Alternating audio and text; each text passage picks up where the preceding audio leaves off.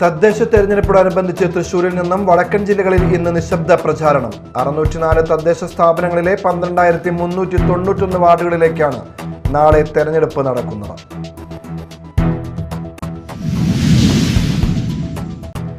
കേന്ദ്രമന്ത്രി സുരേഷ് ഗോപി തദ്ദേശ തെരഞ്ഞെടുപ്പിൽ തിരുവനന്തപുരം കോർപ്പറേഷനിൽ വോട്ട് ചെയ്തതിൽ ആക്ഷേപവുമായി CPI നേതാവ് VS സുനിൽകുമാർ. തൃശൂരിലെ സ്ഥിരതാമസക്കാരനായ MP തിരുവനന്തപുരത്ത് വോട്ട് ചെയ്തത് എങ്ങനെയെന്ന് സുനിൽകുമാർ.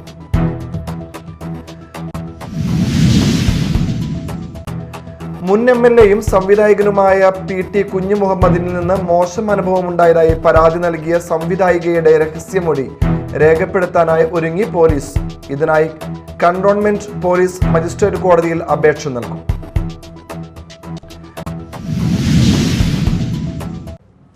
നമസ്കാരം, ന്യൂസ് റൗണ്ടപ്പിലേക്ക് സ്വാഗതം. വിശദമായ വാർത്തകൾ നോക്കാം.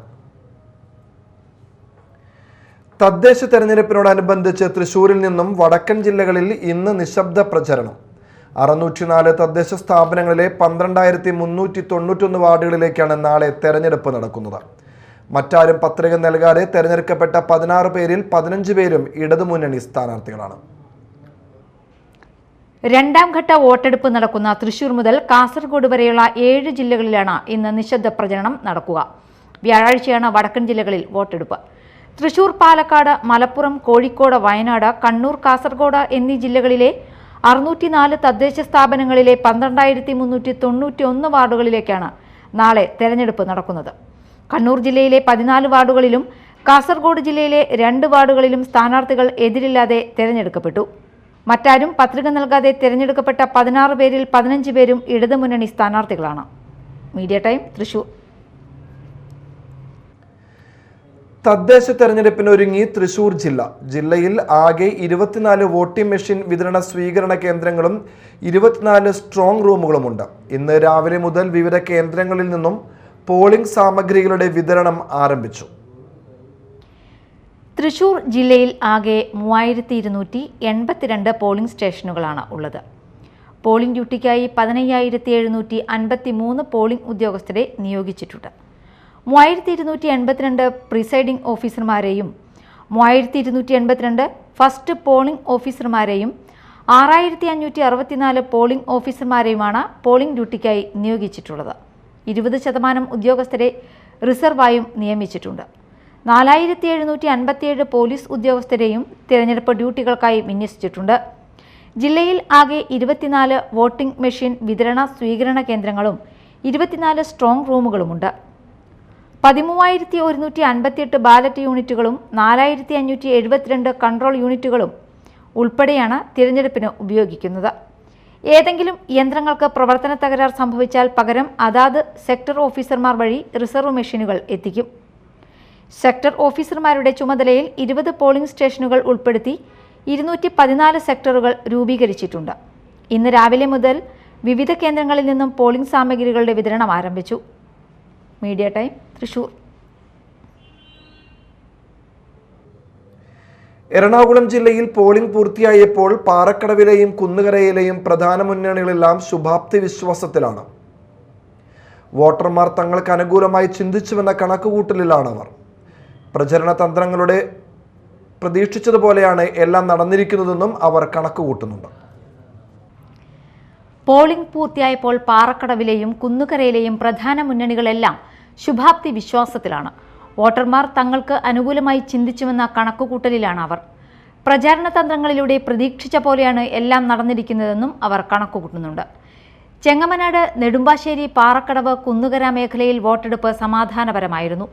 മേഖലയിൽ പാറക്കടവ് പഞ്ചായത്തിലെ 2 പ്രശ്നബാധിത ബൂത്തുണ്ടായെങ്കിലും പോളിംഗ് സമാധാനപരമായിരുന്നു. ബ്ലോക്ക് പഞ്ചായത്ത് പരിധിയിലെ 182 പോളിംഗ് സ്റ്റേഷനുകളിലായി 1.5 ലക്ഷത്തോളം പേരാണ് വോട്ട് രേഖപ്പെടുത്തിയത്. രാവിലെ പോളിംഗ് ആരംഭിച്ചപ്പോൾ തിരക്ക് വളരെ കുറവായിരുന്നുവെങ്കിലും ഉച്ചയോടെ പലയിടത്തും നിര നീണ്ടു. നെടുമ്പാശ്ശേരിയിലെ പൊയ്ക്കാട്ടുശ്ശേരി യുവജന സമാജം വായനശാല ബൂത്തിലും ചെങ്ങമനാട് പഞ്ചായത്തിലെ ദേശം 16 വാർഡിലെ ബൂത്തിലും യന്ത്രത്തകരാർ മൂലം പോളിംഗ് തടസ്സപ്പെട്ടിരുന്നു. Media time, Nedumbassery. കേന്ദ്രമന്ത്രി സുരേഷ് ഗോപി തദ്ദേശ തെരഞ്ഞെടുപ്പിൽ തിരുവനന്തപുരം കോർപ്പറേഷനിൽ വോട്ട് ചെയ്തതിൽ ആക്ഷേപവുമായി CPI നേതാവ് VS സുനിൽകുമാർ. 2024 ലോക്സഭാ തെരഞ്ഞെടുപ്പിൽ സുരേഷ് ഗോപിയും കുടുംബവും തൃശൂരിൽ സ്ഥിരതാമസമാണെന്ന് പറഞ്ഞ് നെട്ടിശ്ശേരിയിലാണ് വോട്ട് ചെയ്തത്. തദ്ദേശ തെരഞ്ഞെടുപ്പിൽ അദ്ദേഹവും കുടുംബവും തിരുവനന്തപുരം കോർപ്പറേഷനിലെ ശാസ്തമംഗലം ഡിവിഷനിലാണ് വോട്ട് ചെയ്തത്. ഇത് എങ്ങനെയാണ് സംഭവിക്കുന്നതെന്ന് VS സുനിൽകുമാർ ചോദിച്ചു. 2025 ഇലക്ഷനിൽ അദ്ദേഹം ശാസ്തമംഗലം വാർഡിൽ തിരുവനന്തപുരം കോർപ്പറേഷനിൽ പോയിട്ട് അദ്ദേഹം വോട്ട് ചെയ്തിരിക്കുകയാണ്. അങ്ങനെയാണെങ്കിൽ അദ്ദേഹം നേരത്തെ 2024 അദ്ദേഹം ഇവിടെ താമസമാക്കി എന്ന് പറയുന്നത് വ്യാജമാണ്. ഇവിടെയുള്ള പാർലമെൻറ്റിലെ വോട്ട് അദ്ദേഹം ഡിലീറ്റ് ചെയ്യാൻ വേണ്ടി അപേക്ഷ കൊടുത്ത് അത് ചെയ്യണമായിരുന്നു. അത് ചെയ്യാതെ അദ്ദേഹം അവിടെയും കൂടി വോട്ട് ചേർത്തിട്ടുണ്ടെങ്കിൽ, അല്ലെങ്കിൽ അദ്ദേഹം അവിടെ വോട്ട് ചെയ്തിട്ടുണ്ടെങ്കിൽ അത് തെറ്റായിട്ടുള്ള നിയമലംഘനമാണ്, നഗ്നമായിട്ടുള്ള ഇലക്ഷൻ പ്രാന്തി നിയമത്തിൻ്റെ ലംഘനമാണ്. ഈ കേന്ദ്രമന്ത്രി അതിന് മറുപടി പറയണം. തദ്ദേശ തെരഞ്ഞെടുപ്പ് വോട്ടെണ്ണലിന്റെ പൂർണ്ണഫലം 13 ഉച്ചയോടെ തന്നെ ലഭ്യമാക്കാൻ ക്രമീകരണങ്ങൾ ഒരുക്കി സംസ്ഥാന തെരഞ്ഞെടുപ്പ് കമ്മീഷൻ. ഗ്രാമ, ബ്ലോക്ക്, ജില്ലാ പഞ്ചായത്തുകളിൽ ഒരേ സമയം സമാന്തരമായി വോട്ടെണ്ണുന്നതിനാണ് ക്രമീകരണം ഏർപ്പെടുത്തിയിട്ടുള്ളത്. രാവിലെ 8-ന് വോട്ടെണ്ണൽ തുടങ്ങും. ആദ്യം തപാൽ വോട്ടാണ് എണ്ണുന്നത്. ജില്ലാ പഞ്ചായത്തുകളിലെ തപാൽ വോട്ടുകൾ എണ്ണാൻ വരണാധികാരിയായ കളക്ടറുടെ ചേംബറിനു സമീപം പ്രത്യേകം വോട്ടെണ്ണൽ കേന്ദ്രം ക്രമീകരിക്കും. ഗ്രാമ, ബ്ലോക്ക് പഞ്ചായത്തുകളിലെ തപാൽ വോട്ടുകൾ ബന്ധപ്പെട്ട വരണാധികാരികൾക്ക് മുന്നിലാണ് എണ്ണുക. ജില്ലാ പഞ്ചായത്ത് ഡിവിഷനിലെ തപാൽ വോട്ട് എണ്ണുന്നതിൽ കാലതാമസം വരാതിരിക്കാൻ കളക്ടറുടെ നേതൃത്വത്തിൽ എണ്ണും. 258 വോട്ടെണ്ണൽ കേന്ദ്രങ്ങളാണ് സംസ്ഥാനത്ത് ഒരുക്കിയിട്ടുള്ളത്. ബ്ലോക്കുകളിൽ ഒരു വോട്ടെണ്ണൽ കേന്ദ്രം വീതമുണ്ടാകും. ഇതിനു കീഴിലെ ഗ്രാമപഞ്ചായത്തുകളിലെ വോട്ടുകൾ ഇവിടെ എണ്ണും. കോർപ്പറേഷനിലും നഗരസഭകളിലും ഒന്നിലേറെ വോട്ടെണ്ണൽ കേന്ദ്രങ്ങൾ ഉണ്ടാകും. ഇത് കൂടാതെയാണ് ജില്ലാ പഞ്ചായത്ത് തപാൽ വോട്ടുകൾ എണ്ണാൻ കളക്ടറുടെ ചേംബറിന് സമീപമായി 14 കേന്ദ്രങ്ങൾ സജ്ജീകരിക്കുക. ജില്ലാ പഞ്ചായത്ത് ഫലങ്ങളാണ് സാധാരണയായി വൈകുന്നത്. കഴിഞ്ഞ തവണ ചിലയിടങ്ങളിലെല്ലാം പ്രഖ്യാപനം നടന്നത് വൈകുന്നേരമായിരുന്നു. ഇതൊഴിവാക്കാനുള്ള സജ്ജീകരണമാണ് സമാന്തരമായി ഒരുക്കുന്നത്. മുൻ MLAയും സംവിധായകനുമായ PT കുഞ്ഞുമുഹമ്മദിൽ നിന്ന് മോശം അനുഭവം ഉണ്ടായതായി പരാതി നൽകിയ സംവിധായികയുടെ രഹസ്യമൊഴി രേഖപ്പെടുത്താൻ ഒരുങ്ങി പോലീസ്. ഇതിനായി കന്റോൺമെന്റ് പോലീസ് മജിസ്ട്രേറ്റ് കോടതിയിൽ അപേക്ഷ നൽകും. ഹോട്ടൽ മുറിയിൽ വെച്ച് സമ്മതമില്ലാതെ ശരീരത്തിൽ കടന്നുപിടിച്ചെന്നും അപമാനിച്ചുമെന്നുമാണ് പരാതി. കുഞ്ഞുമുഹമ്മദിനെ ഉടൻ ചോദ്യം ചെയ്യുമെന്നും തെരഞ്ഞെടുപ്പുമായി ബന്ധപ്പെട്ട തിരക്കുകൾ മൂലമാണ് നടപടിക്രമങ്ങൾ വൈകുന്നതെന്നുമാണ് പോലീസ് പറയുന്നത്. കുഞ്ഞുമുഹമ്മദിൽ നിന്നും മോശം അനുഭവം ഉണ്ടായതായി ചലച്ചിത്ര അക്കാദമിയെ അറിയിച്ച ശേഷമാണ് സംവിധായകൻ നവംബർ 27-ന് മുഖ്യമന്ത്രിക്ക് പരാതി നൽകിയത്. തുടർന്ന് സിറ്റി പോലീസ് കമ്മീഷണർ വഴി ഡിസംബർ 2-ന് ലഭിച്ച പരാതിയിൽ 8-നാണ് കന്റോൺമെന്റ് പോലീസ് കേസെടുത്തത്. പ്രാഥമിക അന്വേഷണം നടത്തിയ ശേഷമാണ് കേസെടുത്തതെന്നാണ് പോലീസ് പറയുന്നത്. തിരുവനന്തപുരത്തെ രാജ്യാന്തര ചലച്ചിത്രോത്സവത്തിലേക്ക് മലയാളം ചിത്രങ്ങൾ തെരഞ്ഞെടുക്കുന്നതിനുള്ള കമ്മിറ്റിയുടെ അധ്യക്ഷനായിരുന്നു PT കുഞ്ഞുമുഹമ്മദ്. ഇതുമായി ബന്ധപ്പെട്ട യോഗത്തിനെത്തിയപ്പോൾ ചലച്ചിത്ര അക്കാദമിയുടെ അതിഥികളായാണ് കുഞ്ഞുമുഹമ്മദും കേസിലെ പരാതിക്കാരിയും നഗരത്തിലെ ഹോട്ടലിൽ താമസിച്ചത്. ഹോട്ടൽ മുറിയിൽ വെച്ച് സമ്മതമില്ലാതെ ശരീരത്തിൽ കടന്നുപിടിച്ചെന്നും അപമാനിച്ചെന്നുമാണ് പരാതി. ഹോട്ടലിൽ നിന്ന് പോലീസ് ശേഖരിച്ച CCTV ദൃശ്യത്തിൽ ഇരുവരും ഹോട്ടലിൽ ഉണ്ടായിരുന്നുവെന്ന് വ്യക്തമായിട്ടുണ്ട്. ഇനി മറ്റു വാർത്തകൾ നോക്കാം ഒറ്റനോട്ടത്തിൽ. തദ്ദേശ തെരഞ്ഞെടുപ്പിനുള്ള കയ്പമംഗലം മണ്ഡലത്തിലെ പോളിംഗ് സാമഗ്രികളുടെ വിതരണം മതിലകം സെന്റ് ജോസഫ് സ്കൂളിൽ നടന്നു.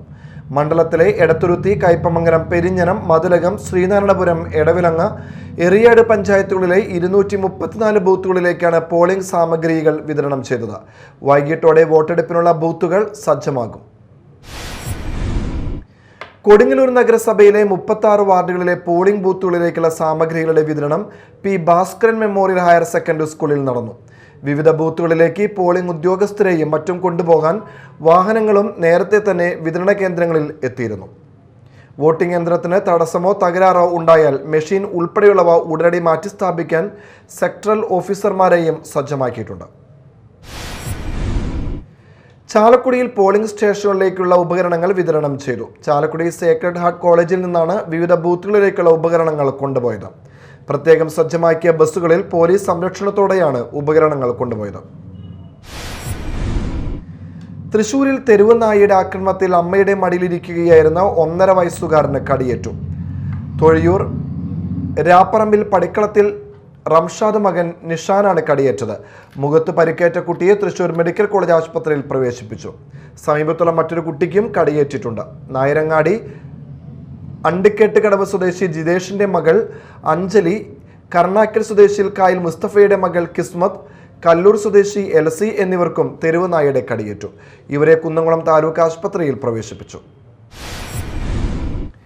സ്നേഹിത ജെൻഡർ ഹെൽപ്പ് ഡെസ്കിന്റെ ആഭിമുഖ്യത്തിൽ മാള കാർമൽ കോളേജിൽ സോഷ്യോളജി ഡിപ്പാർട്ട്മെന്റിലെ വിദ്യാർത്ഥികൾക്കായി മനുഷ്യാവകാശ ദിനാചരണവുമായി ശില്പശാല സംഘടിപ്പിച്ചു. സ്നേഹിത സർവീസ് പ്രൊവൈഡർമാരായ വിനീത കെഎൻ, നീന മരിയ എന്നിവർ ക്ലാസ് നയിച്ചു. ബേസിക് ആയിട്ടുള്ള പഠിക്കാനുള്ള അവകാശമായിരിക്കാം, ഒരുപക്ഷെ നമുക്ക് എക്സ്പ്രസ് ചെയ്യാനുള്ള അവകാശമായിരിക്കാം. അതൊക്കെ എങ്ങനെയാണ് ബാൻ ചെയ്യപ്പെടുന്നത് അല്ലെ?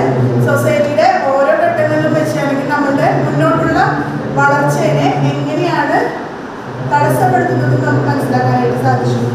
ഓക്കെ, ഇനി നേരത്തെ പറഞ്ഞ പോലെ ജെൻഡർ ബേസ്ഡ് വയലൻസ് എന്ന് പറയുമ്പോൾ ലിംഗാധിഷ്ഠിതമായിട്ടുള്ള അതിക്രമങ്ങൾ അല്ലെ, നേരത്തെ നമ്മൾ പറഞ്ഞ പോലെ തന്നെ സ്ത്രീകളായിരിക്കാം, അതുപോലെ തന്നെ സെക്ഷൽ മൈനോറിറ്റീസ് ആയിരിക്കാം. ഇത്തരത്തിലുള്ള ആളുകൾ എങ്ങനെയാണ് അതിനെ ഫേസ് ചെയ്യുന്നത്? ആദ്യമായിട്ട് നമുക്ക് ഇത്തരത്തിലുള്ള അനുഭവങ്ങൾ എവിടെ നിന്നായിരിക്കും ഉണ്ടാവുന്നത്? ലിംഗാധിഷ്ഠിത അതിക്രമങ്ങൾ എങ്ങനെ അടിസ്ഥാന മനുഷ്യാവകാശ ലംഘനമാകുന്നു എന്നത് വിവിധ ആക്ടിവിറ്റികളിലൂടെ വിദ്യാർത്ഥികൾക്ക് വിശദീകരിച്ചു നൽകി. സോഷ്യോളജി ഡിപ്പാർട്ട്മെന്റ് അധ്യാപിക ബിൻസി KF സംസാരിച്ചു. മതിലകത്ത് വാഹനമിടിച്ച് പരിക്കേറ്റ നിലയിൽ മുള്ളൻ പന്നിയെ കണ്ടെത്തി. ഇന്ന് പുലർച്ചെ മതിലകം പഴയ മുംതാസ് തിയേറ്ററിന് സമീപത്താണ് പരിക്കേറ്റ നിലയിൽ മുള്ളൻ പന്നിയെ കണ്ടത്. പരിക്ക് മൂലം ചലിക്കാൻ കഴിയാത്ത നിലയിലായിരുന്നു. നാട്ടുകാർ വിവരം അറിയിച്ചതിനെ തുടർന്ന് ചാലക്കുടി ഫോറസ്റ്റിന് കീഴിലെ RRT അംഗം കൂളിമുട്ടം സ്വദേശി അൻസാരി എത്തി മുള്ളൻ പന്നിയെ കൊണ്ടുപോയി. ചികിത്സ നൽകിയ ശേഷം ഫോറസ്റ്റ് അധികൃതർക്ക് കൈമാറുമെന്ന് അൻസാരി പറഞ്ഞു. പുതുക്കാട് റെയിൽവേ ഗേറ്റിനു സമീപം ഓട്ടോയിലിടിച്ച് നിയന്ത്രണം വിട്ട കാർ വഴിയോരത്തെ പെട്ടിക്കടയിലേക്ക് ഇടിച്ചു കയറി. അപകടത്തിൽ 2 പേർക്ക് പരിക്കേറ്റു. പെട്ടിക്കട നടത്തുന്ന പുതുക്കാട് സ്വദേശി ദേവദാസ്, കടയുടെ മുൻപിൽ നിന്നിരുന്ന ലോട്ടറി കച്ചവടക്കാരനായ വെണ്ടൂർ സ്വദേശി കണ്ണൻ എന്നിവർക്കാണ് പരിക്കേറ്റത്. ഇവരെ പുതുക്കാട് താലൂക്ക് ആശുപത്രിയിൽ പ്രവേശിപ്പിച്ചു. ആരുടെയും പരിക്ക് ഗുരുതരമുള്ളതല്ല. ചാലക്കുടി കുറ്റിക്കാട് സെന്റ് സെബാസ്റ്റ്യൻ ഹൈസ്കൂളിന്റെ വജ്ര ജൂബിലിയോടനുബന്ധിച്ച് വിദ്യാർത്ഥികൾ ലഹരിക്കെതിരെ ഫ്ലാഷ് മോബ് അവതരിപ്പിച്ചു.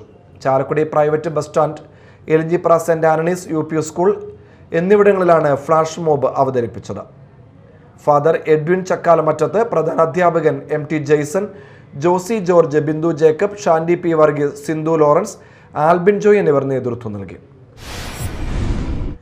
ചാലക്കുടി റെയിൽവേ സ്റ്റേഷൻ റോഡിൽ കാനകൾക്ക് മീതെ സ്ലാബുകളിട്ടു. റെയിൽവേ സ്റ്റേഷൻ റോഡിൽ ഗവൺമെന്റ് ITIക്ക് മുന്നിലെ കാനകൾക്ക് മുകളിലാണ് സ്ലാബിട്ടത്.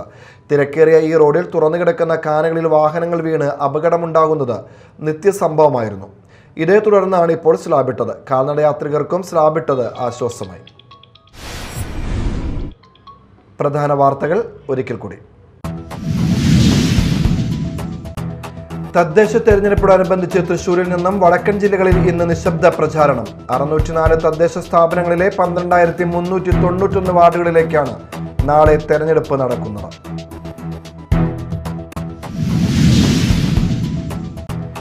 കേന്ദ്രമന്ത്രി സുരേഷ് ഗോപി തദ്ദേശ തെരഞ്ഞെടുപ്പിൽ തിരുവനന്തപുരം കോർപ്പറേഷനിൽ വോട്ട് ചെയ്തതിൽ ആക്ഷേപവുമായി CPI നേതാവ് VS സുനിൽകുമാർ. തൃശൂരിലെ സ്ഥിരതാമസക്കാരനായ MP തിരുവനന്തപുരത്ത് വോട്ട് ചെയ്തത് എങ്ങനെയെന്ന് സുനിൽകുമാർ.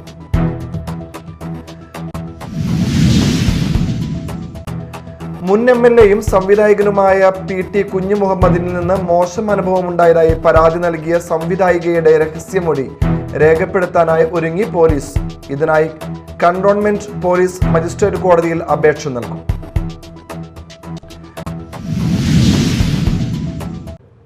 ഇതോടെ ന്യൂസ് റൗണ്ട് അപ്പ് സമാപിച്ചു. നമസ്കാരം.